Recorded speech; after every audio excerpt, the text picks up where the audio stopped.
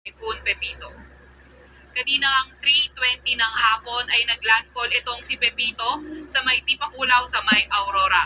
At sa kasalukuyan ay nasa vicinity na ng Tipunan, Quirino. Nagtataglay ito ng lakas na hangin na 185 kilometers per hour at bugso na abot sa 305 kilometers per hour.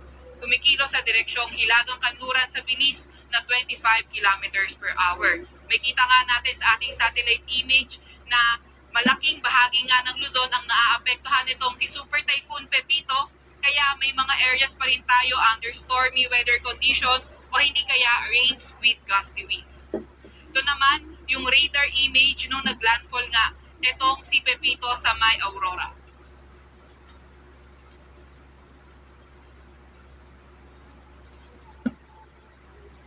At dahil nga kay Pepito, meron tayong nakataas na signal number 5 sa central portion ng Aurora, southern portion ng Quirino, at southern portion ng Nueva Vizcaya.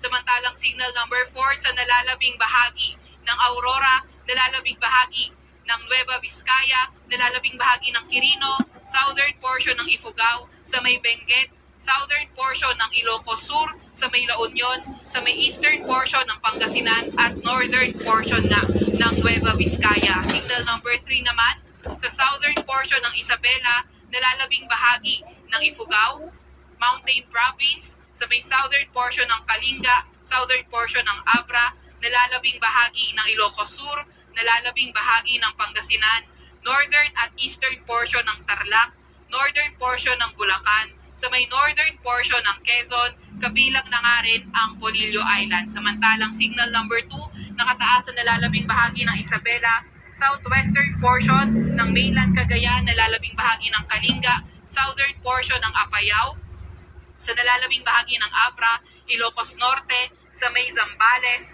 northern portion ng Bataan, sa may Metro Manila, sa may Rizal, northeastern portion ng Laguna, at sa may central portion ng Quezon.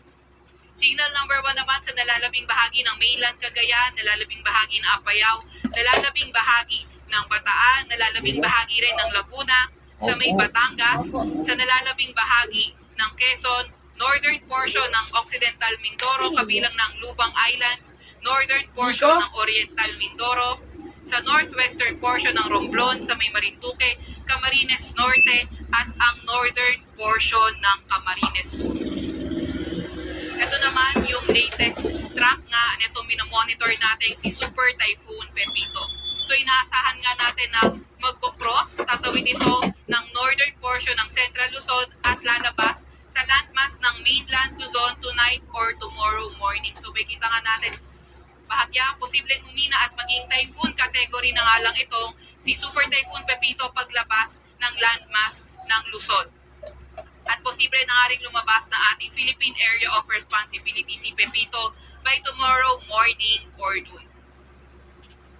Meron din tayong nilabas na weather advisory ukol nga kay Pepito kung saan posible yung higit pa sa 200 millimeters na mga pag-ulan or intense to torrential rain sa Aurora, Quirino, Nueva Vizcaya, Ifugao, at Pangasinan. So ano nga bang inaasahan natin kapag intense to torrential rain? So widespread incidents ng severe flooding at landslide ay inaasahan. Heavy to intense rains naman, 100 to 200 millimeters na mga pag-ulan sa Isabela, Kalinga, Mountain Province, Abra, La Union, Benguet, Nueva Ecija, Zambales, Bulacan, dito sa may Rizal, pati na rin sa may Quezon. Kapag heavy to intense sa mga pag-ulan, numerous flooding events likely lalo na sa mga urbanized, low-lying or near rivers, landslide likely sa moderate to heavy susceptible areas or highly susceptible areas. Samantalang moderate to heavy, 50 to 100 millimeters na mga pag-ulan, nasahan natin sa may Ilocos Sur, Tarlac, Pampanga, Bataan, Metro Manila, at Laguna. So, kapag moderate to heavy, 50 to 100 millimeters na mga pag-ulan, localized flooding posible mainly in areas that are urbanized, low-lying or near rivers, at landslide sa mga highly susceptible na mga areas. Meron din tayong storm surge warning. Ito ay inaasahan nga natin more than 3 meters sa may bandang northern at central portion ng Aurora at Isabela. At inasahan naman natin 2.1 to 3 meters sa nalalabing bahagi ng Aurora, sa ilang bahagi ng Cagayan, sa may Ilocos Norte, sa may Ilocos Sur, La Union, Pangasinan at Zambales. 1 to 2 meters naman sa may NCR 1st, 3rd at 4th District, sa may Pangasinan, sa may Pampanga, sa may Bataan, Cavite, Batangas, Bulacan, Quezon, Marinduque, sa may Camarines Norte, sa may Camarines Sur, sa may Catanduanes at sa may Albay. Meron din tayong tinaas na gale warning dito sa may eastern coast of Cagayan, Isabela, Aurora, northern coast ng Quezon, kabilang ng Polillo Islands, northern coast ng Camarines Norte, Ilocos Norte, Ilocos Sur, sa may La Union, Pangasinan at ang northern coast ng Zambales. Kaya kung maaari, huwag munang pumalawag sa areas na yan dahil magiging maalon hanggang sa napakaalon ng karagatan.